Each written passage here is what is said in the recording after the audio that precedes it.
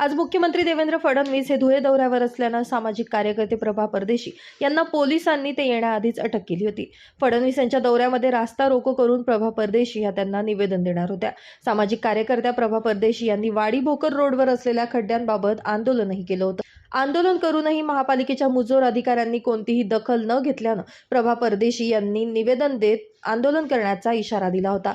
मात्र त्याआधीच पोलिसांकडून त्यांना बोला आम्ही जो हा विषय घेतला होता ना आपला उत्तरमुखी ते एकविरा माता चौकचा जो विषय घेतलेला होता, तिथे आम्ही सांगितलं होतं की ज्या दिवशी महाराष्ट्राचे लाडके मुख्यमंत्री येतील आम्ही रस्ता रोको करणार आहे। तर त्यांनी आम्हाला रस्ता रोकोच्या संदर्भात ते खडी म्हणजे तो रोडचा जो आहे आम्हाला वर्क ऑर्डर देणार होते ते, आणि त्यांनी ती वर्क ऑर्डर दिली नाही। आणि आम्ही महाराष्ट्राच्या लाडक्या मुख्यमंत्र्यांचा रस्ता याच्यासाठी रोखणार होतो की त्यांना कळायला पाहिजे की त्यांचे अधिकारी किती मुजोर आहे, जनतेला वाऱ्यावर टाकतात, जनतेचा जीव जातो।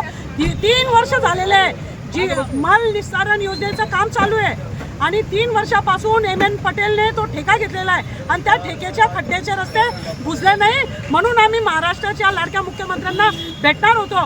पण पोलीस डिपार्टमेंटचा वचक बघा कसं करता, त्यांची सर्व नोकरी वाचवण्यासाठी सामान्य कार्यकर्त्यांना डांबून ठेवण्याचा प्रयत्न करता, म्हणजे मुख्यमंत्र्यांजवळ आमचे प्रश्न जायला नको।